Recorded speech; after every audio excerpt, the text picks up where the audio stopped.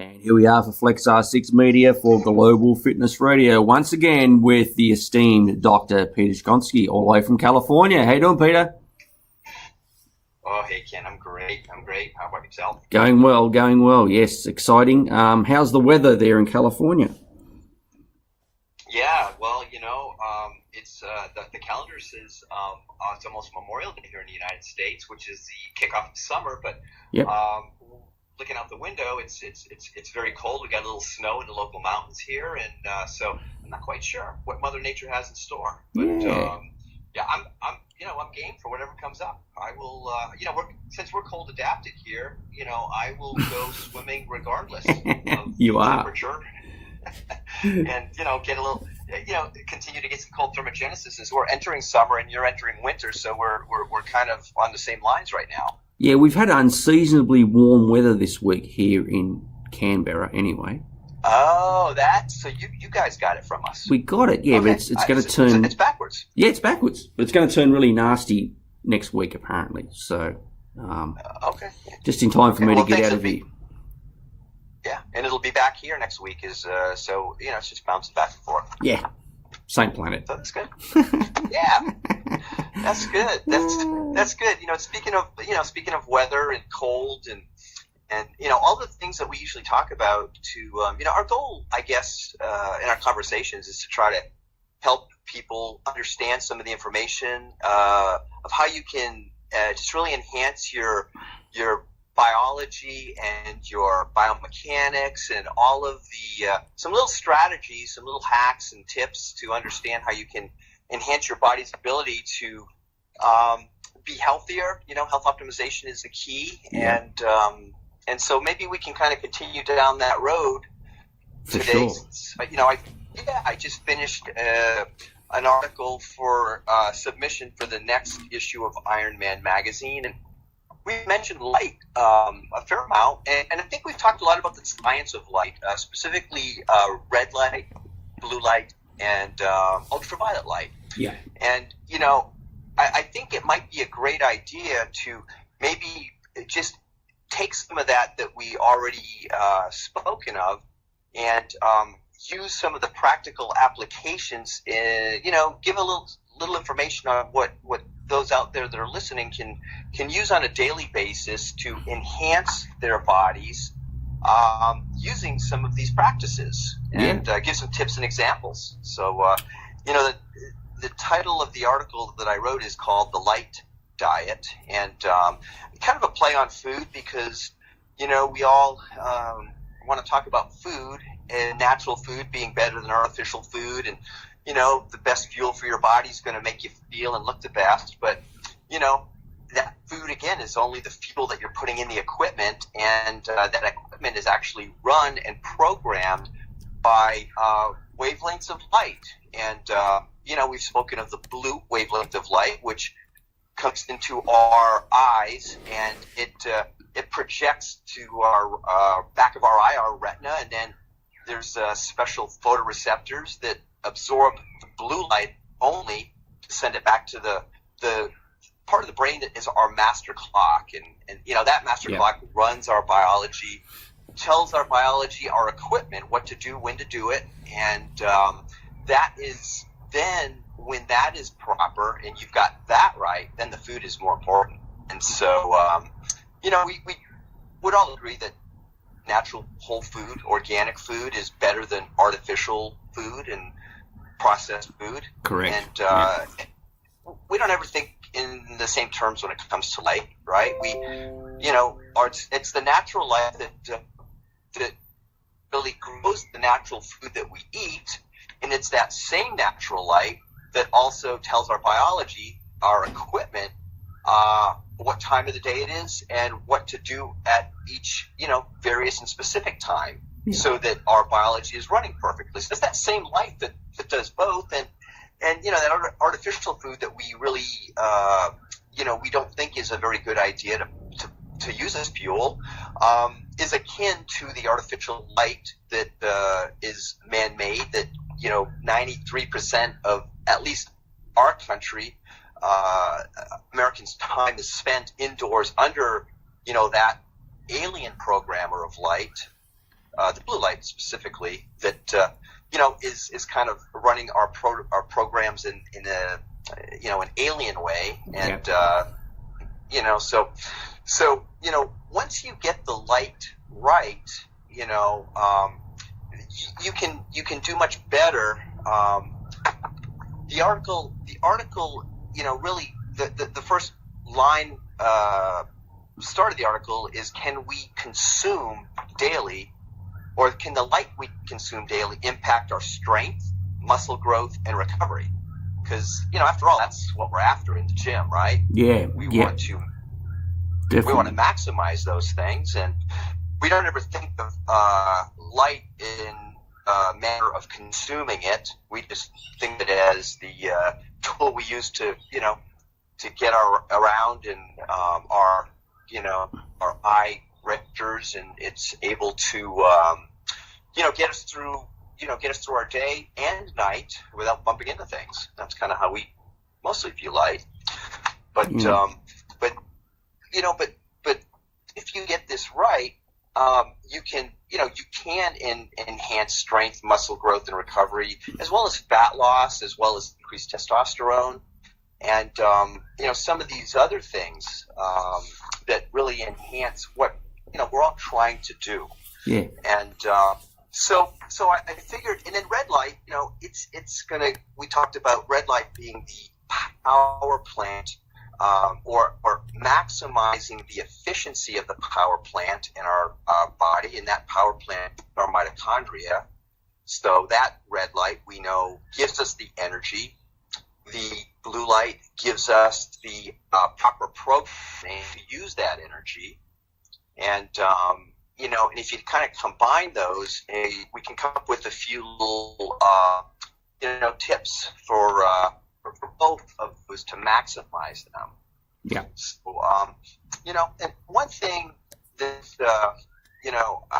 I put in the article as a benefit of both, where you can take advantage of both at the same time. And my number one tip for both maximizing natural blue and also maximizing red, and that's it's simply rise with the sun and step outside. Yeah. Right. Yep. Because simple. It's how we start our day.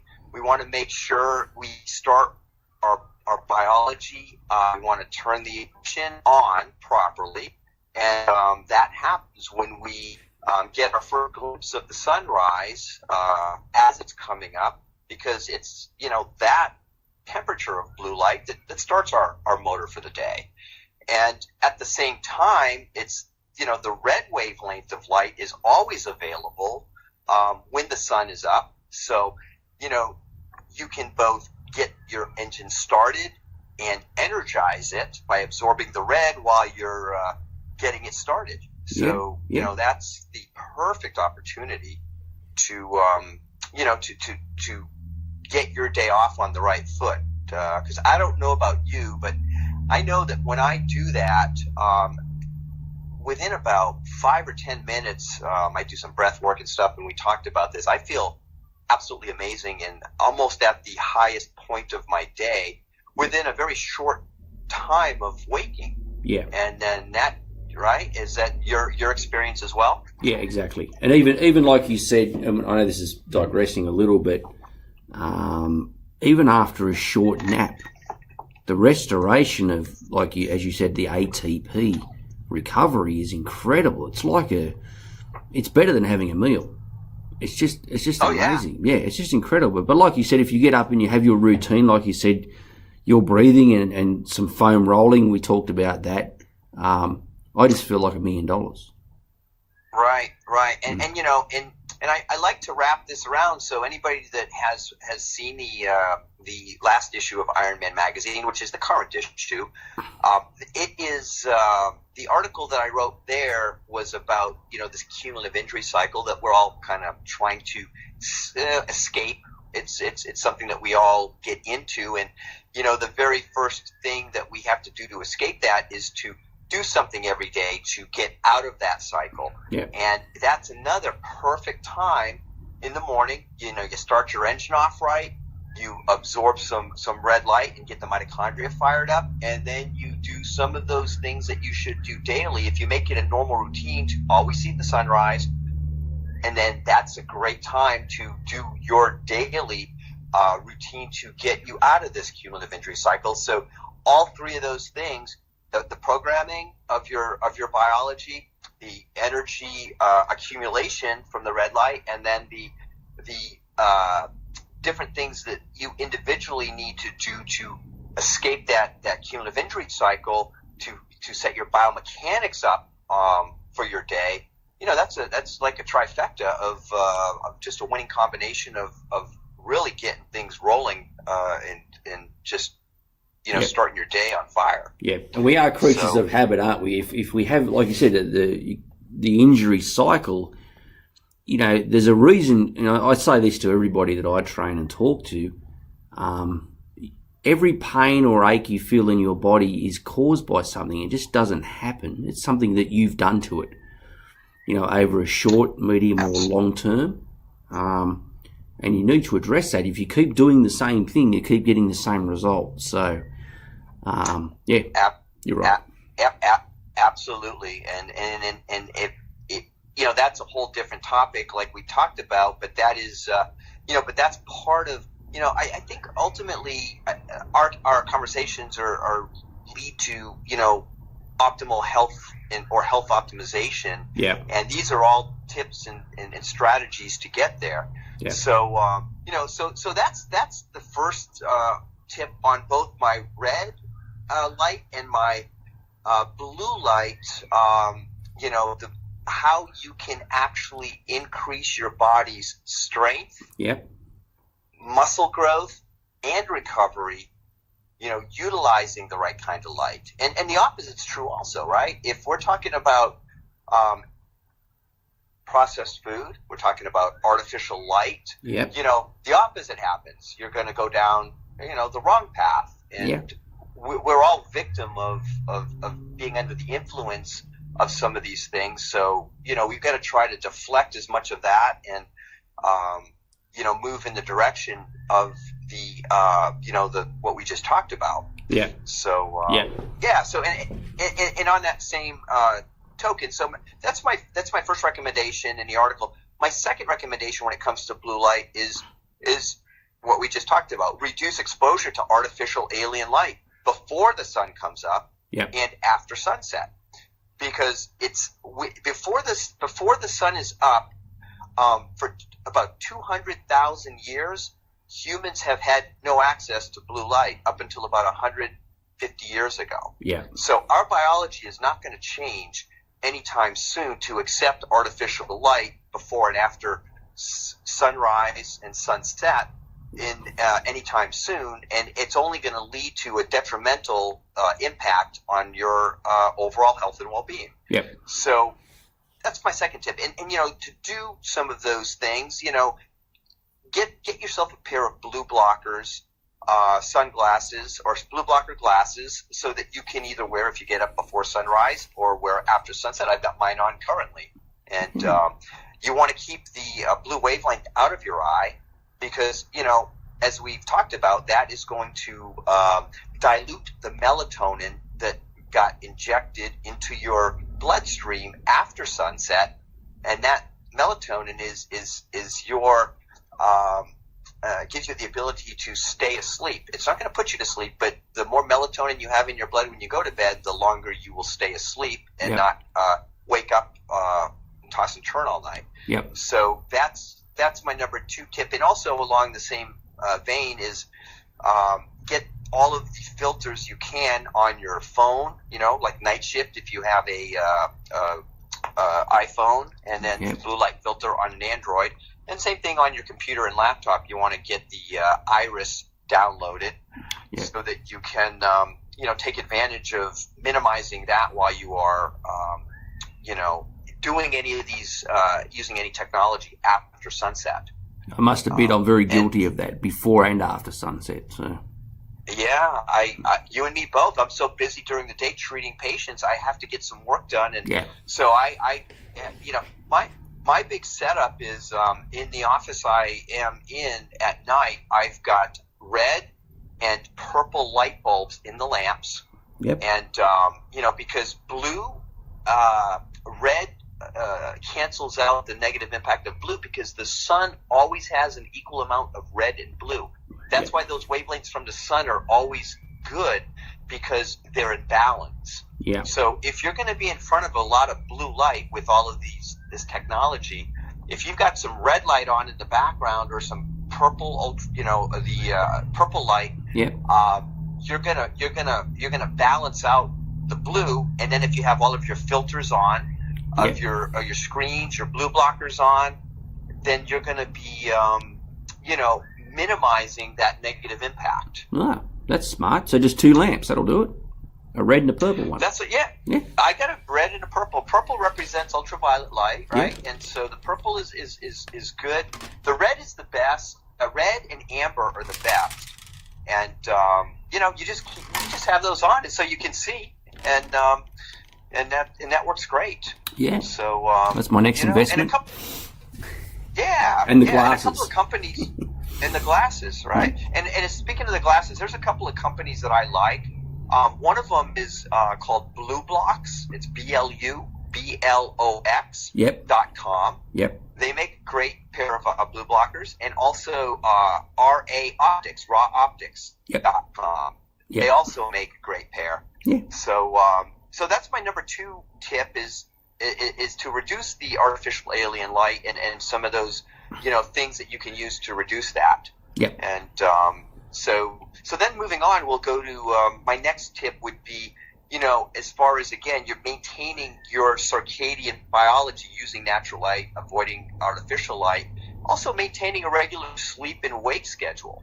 When you go to bed and wake at the same time daily, your biology is used to a pattern, and you do it in a manner that you don't do it so late after sunset. We all stay up for a few hours, but you use the mitigating techniques, and then but you want to get to bed early enough so that you can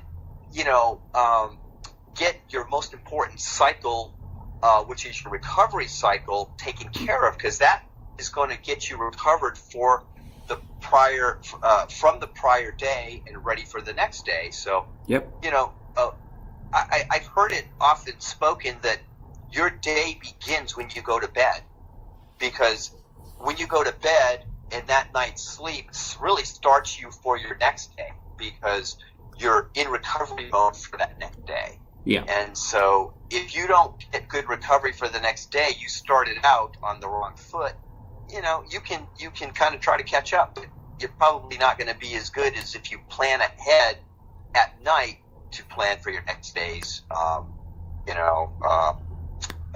readiness. Yeah, and that's a snowball effect if you have like 2 or 3 or 4 bad days in a row.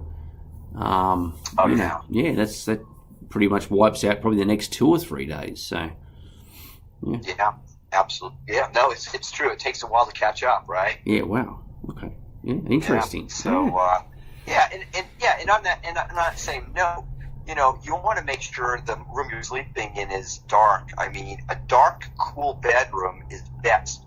Your internal clock works optimally when it's exposed to total darkness at night. Yeah. And so you want to make sure you turn off all your devices, even lights that little LED blinking lights on clocks, and you want to cover that stuff up, because that will have a negative impact as well. And you want to try to sleep in a cooler room, anywhere between in Fahrenheit about 60 to 67 degrees. So you'll have to do the conversion on that. But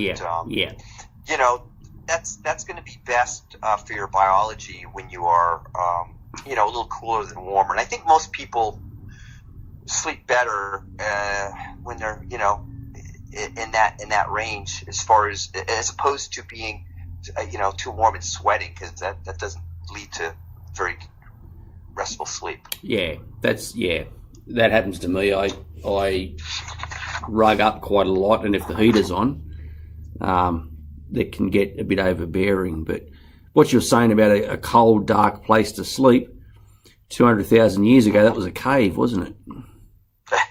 Yes, Yes, it was. That's where we get it from, and don't so, we need to go back. We were talking earlier about old school stuff. We got to go back to some of the old school stuff. It's better than the, some of the stuff we've got now. Yeah. So sleeping in a cave is good. Yeah. So let's replicate the cave. And then lastly, on here, try intermittent fasting. When you put your daily intake of calories into an 8 to 10 hour window, that can also enhance your circadian rhythm, because you can take in whatever amount of calories you take in. All the research shows that if you take those in a 12 to 16 hour window versus an 8 to 10 hour window, you will do better with the same amount of calories in a smaller window as far as your circadian biology and as far as your body composition. Yeah. Because you're allowing your equipment to rest, recover, and regroup so that it works more efficiently. When you overuse any body part in the gym, it's going to go backwards, right? Yeah. It's going to get overused, and it's not going to function as good. Yep. So intermittent fasting is great for many reasons, and enhancing your circadian rhythm is one of them. So, those are my tips for making the blue wavelength of natural light your friend, and the alien light your alien enemy, and maximizing by doing some of these strategies. Practicing some of these strategies can kind of get you down the road, because even a little change in this area can really make a big difference. Yeah, and I must admit, Peter, and to me, before we spoke, it was a little known subject to me. We touched on a little bit earlier about light. We just take it for granted. We just go, okay, well, it's just something so we can see it, and we take it so much for granted these days because we have artificial light. We can turn anything into daytime. We have football stadiums. We can do anything we like. Airports, tarmacs on airports.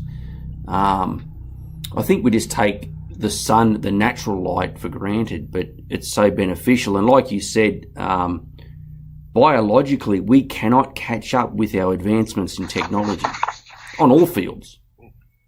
No, this is a fact. And I mentioned in the article, I make the comment that,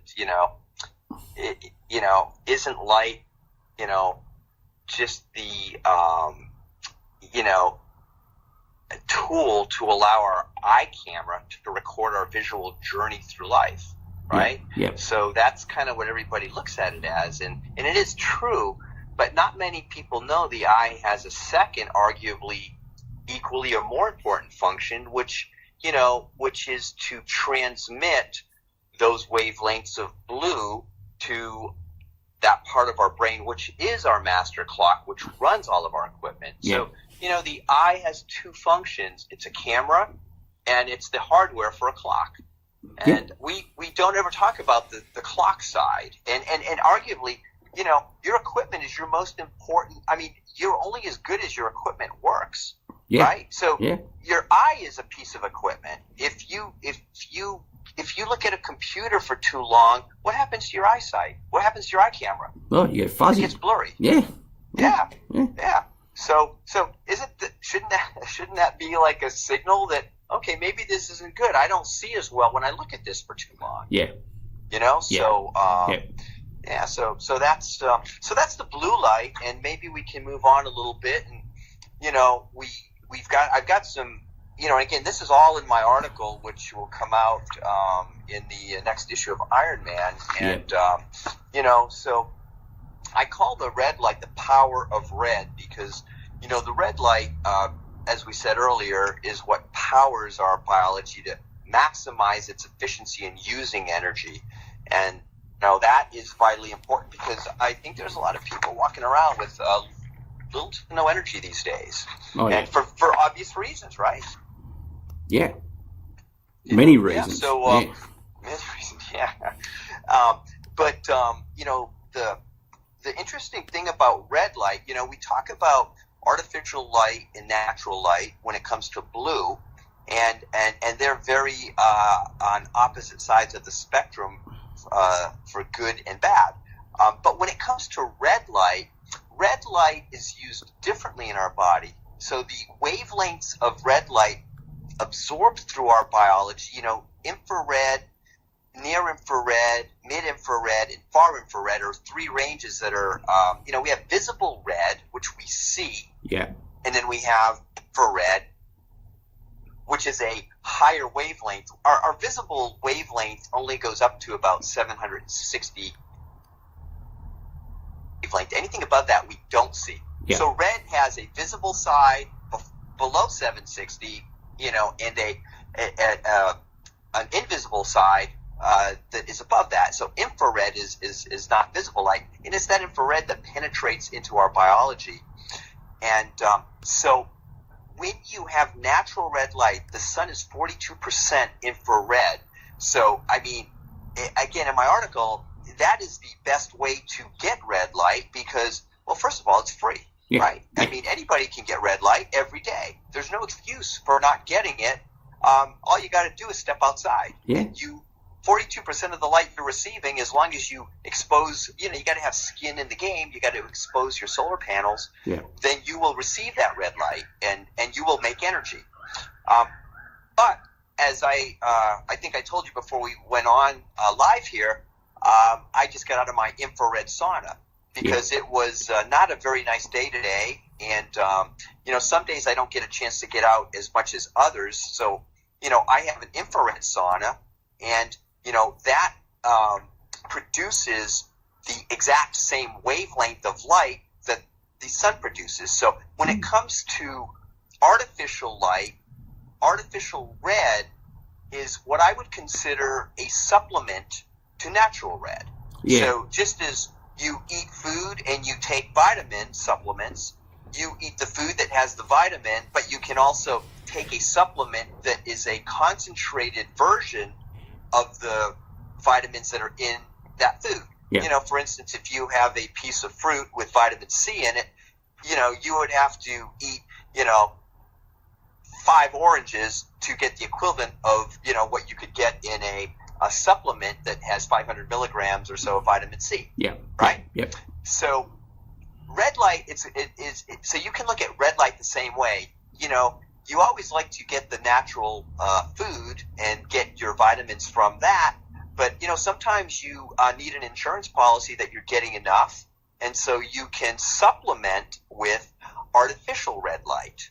And we call that, the science of that is called photobiomodulation, right? If you break that down, photo is light, bio is your biology, and you're modulating light into your biology to, change it in some way. Makes sense. And so, so photobiomodulation is a therapeutic use of red light. And so there's many different applications when you use red light. And so, when it comes to maximizing, some of the things you can do on your own, I've got a little guide I call Power Up with Red. Yeah. And as with the blue, number one is rise with the sun and step outside, because I just said a few minutes ago, you would really rather, maximize your natural red light absorption when you can. And so that is, that's number one. Yep. When you can't do that, you take your supplement, right? Yeah. And your supplement would be, red light therapy, to enhance the power and speed of your body's ability. And let me, so when you're talking about, artificial red in a therapeutic way, it's the same sort of thing with food. If you have a, let's just use a simple term. Vitamin C is the signaler to the immune system that it needs to ramp up. Yeah. So when you get sick, you always hear, you want to take in some vitamin C. Well, the reason for that is you're signaling the immune system with vitamin C. Yeah. So if you take a high dose vitamin C, you're going to get a better signaling than if you just eat an orange, Yeah. right? Yeah. And so it's the same thing with the therapeutic red light. So if you have an injury, if you have a hamstring strain, or you have a bicep or pec strain, Yeah. you can use, a therapeutic dose of red light on those areas to maximally enhance the mitochondrial function and increase local circulation in those areas to really speed the process of healing up. So okay. That's interesting. Yeah. That's good. Yeah. Yeah. And so that's what I use it for. That's why I use my infrared sauna, as opposed to a therapeutic dose to one area. I'm giving my entire body a therapeutic dose in a short time period, so you can absorb more red light in a short time period when it is, used that way. Yeah. Wow. So that's my number 2 tip. And I don't know if you've heard of the company Joovv, Joovv. No. But Joovv is a very popular company used by a lot of athletes and a lot of trainers. Their Joovv lights are both red and infrared combination lights. Yeah. So they're joovv.com. Yep. And it's probably the most popular light, at least in this country, for therapeutic doses to heal sports injuries or any type of injury. Yep. With that therapeutic dose. Yeah. Wow. So so that's a good tip to if you're going to get your whole light and you want an insurance policy, or if you need a higher dose, Yep. You use photobiomodulation to use the therapeutic dose of red light that is artificial, but it is of the same wavelength of the natural, so it does the exact same thing. Yeah. Yeah. And okay, and then my number 3 tip is along the same line, as opposed to photobiomodulation with that sort of heat.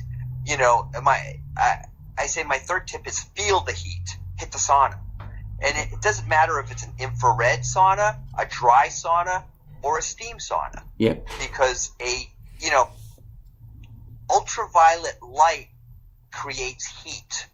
And so it's the heat that you feel that is the the infrared light coming into your body. Yep. Yep. And so that's why a sauna gets hot.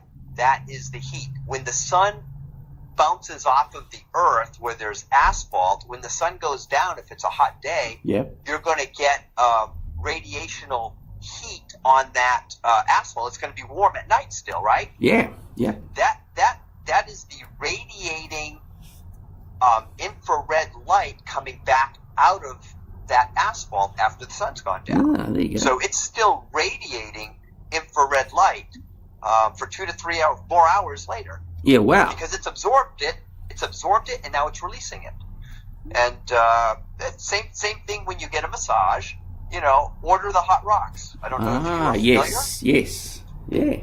That's how it works. Yeah, the big benefit for hot rocks is that heat on those hot rocks is infrared light going into your body, doing the same thing. Yeah. Wow. So you're getting a therapeutic dose of infrared light when you use heat rocks, Yep. hot rocks, on areas of your body when a therapist is using them. And, so it's a good idea, if you have this information, to guide the therapist if they're going to use hot rocks on you, Yep. to the areas that would most benefit, that, need it the most. Yeah. We've all got plenty of those. Yeah.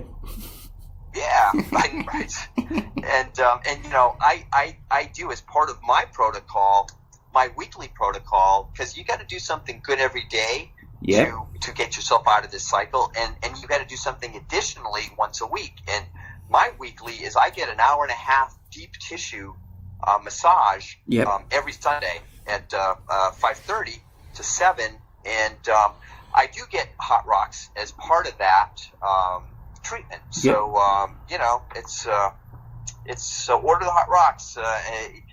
They not only feel good, they are therapeutically beneficial in that way as well. Yeah, I'll go and try that. So yeah, that's great. Yeah. Yeah. So those are my tips as far when it comes to the when it comes to the red light, Yeah. and but when you combine both the blue and the red, and I didn't really talk about the purple in this article because it got a little too long, and I might address that at another time. Yeah. But that those are some of the major benefits to to adding those protocols to really enhance your biology. Yeah. So that's amazing. Yeah. Yeah. Excellent. Are you familiar? Do you know who Charles Poliquin is? Yes. Or was? Yes, he just died, didn't he? He did. Yeah. And I've had the ability or the privilege to work with him in the past, and he's given me some great information.